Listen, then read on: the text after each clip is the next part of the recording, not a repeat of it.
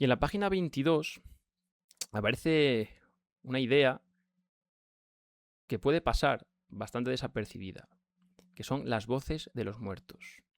Son fragmentos que cuando uno lee la novela por primera vez quizá no los subraya o no les hace mucho caso.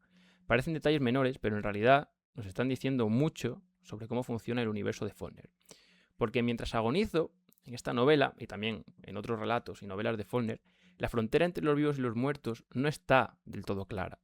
Adi se está muriendo, luego muere, y su presencia seguirá ocupando la novela. Su cuerpo viaja, su olor invade el camino y su voluntad organiza a la familia, y más adelante incluso escuchamos su propia voz. Adi hablará desde la muerte.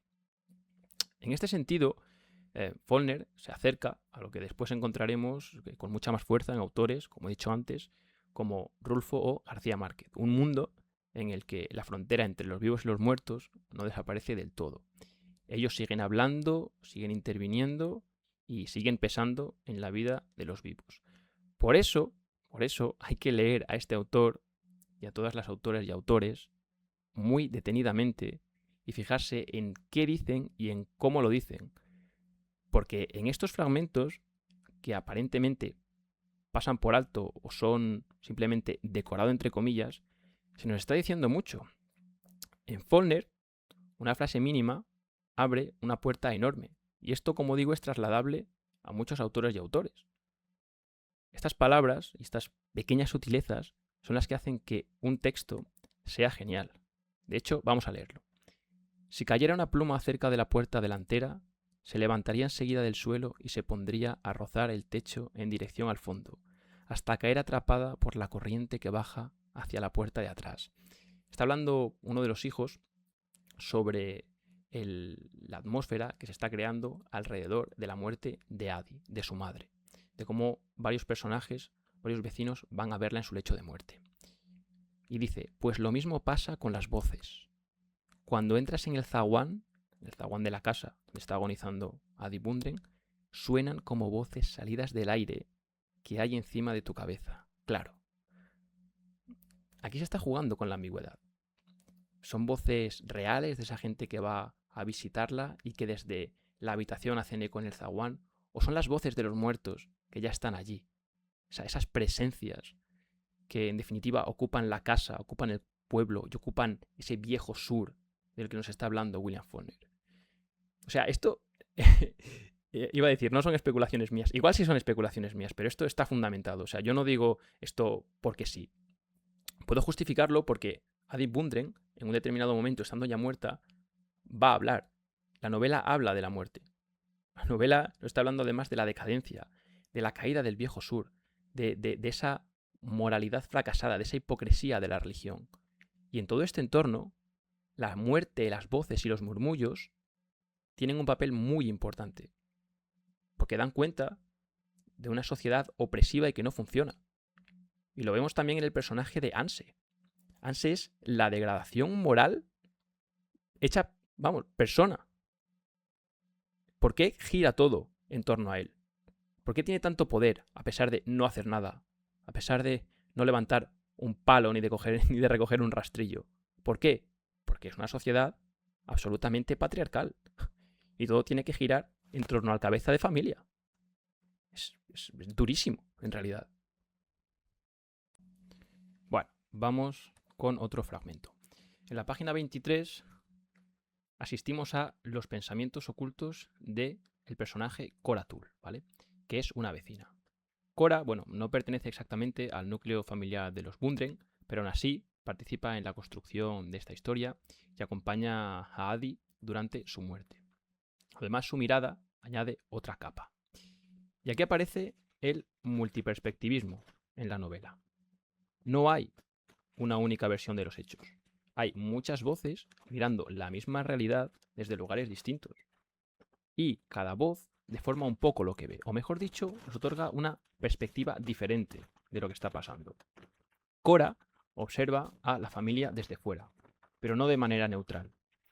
Mira desde sus creencias religiosas, desde sus prejuicios y desde su propia idea de lo que es correcto e incorrecto.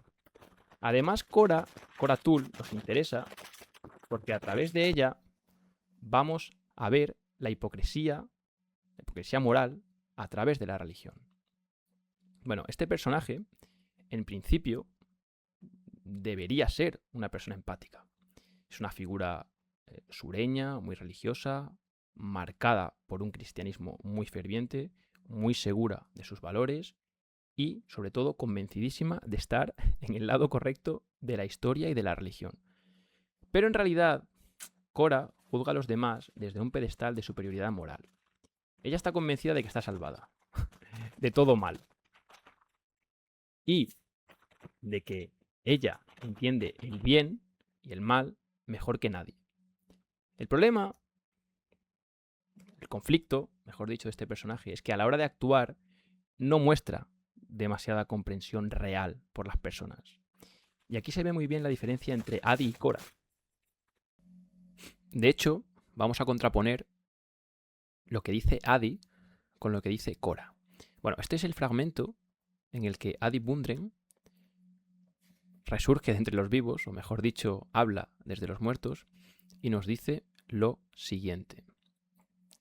Está hablando, bueno, al principio de cómo se casó con Anse. Así que acepté a Anse. Y cuando supe que estaba encinta de Cash, supe que la vida era terrible y que esta era la respuesta a las preguntas al respecto. Fijaos, la maternidad, o mejor dicho, la maternidad compartida con Anse como un elemento de sufrimiento, como algo no deseado. Fue entonces cuando aprendí que las palabras no sirven para nada, que las palabras no se ajustan nunca a lo que tratan de decir. Cuando nació, supe que la maternidad había sido inventada por alguien que necesitaba una palabra para designarla, porque las mujeres que tenían hijos les tenían sin cuidado si existía o no una palabra para referirse a ella. Supe que el miedo había sido inventado por alguien que jamás lo había sentido, el orgullo por alguien que jamás lo había tenido.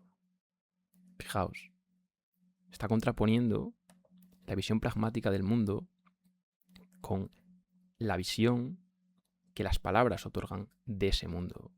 Adi en realidad no cree en las palabras, cree en los actos.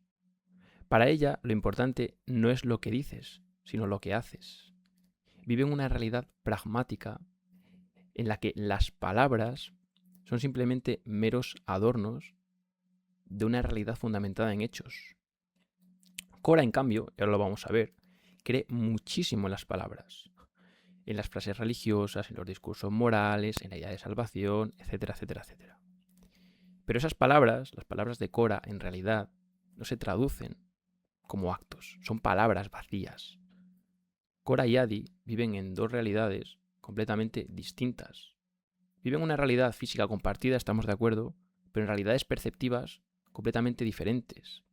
Y ahora, en la página 124, vamos a ver lo que dice Adi, para contraponer a lo que dice Cora. Dice, fijaos, aquí se está refiriendo a Adi. Cora se encuentra con Adi en su lecho de muerte y esto es lo que ella entiende de la muerte de Adi. Y entonces cae en la cuenta de que no se refería a Dios. Caí en la cuenta de que la vanidad de su corazón le había llevado a cometer un sacrilegio, y caí de rodillas allí mismo, y le rogué que se arrodillara conmigo y abriera su corazón y expulsara al demonio de la vanidad y se confiara a la misericordia del Señor. Pero no quiso, se quedó allí sentada, perdida en aquella vanidad y aquel orgullo que habían cerrado su corazón a Dios para poner en su lugar a aquel chico mortal y egoísta. Yo, arrodillada, oré por ella. Oré por aquella pobre y ciega mujer que como jamás había orado por mí y por los míos. Yo creo que se entiende. Las dos visiones absolutamente contrapuestas de Adi y de Cora.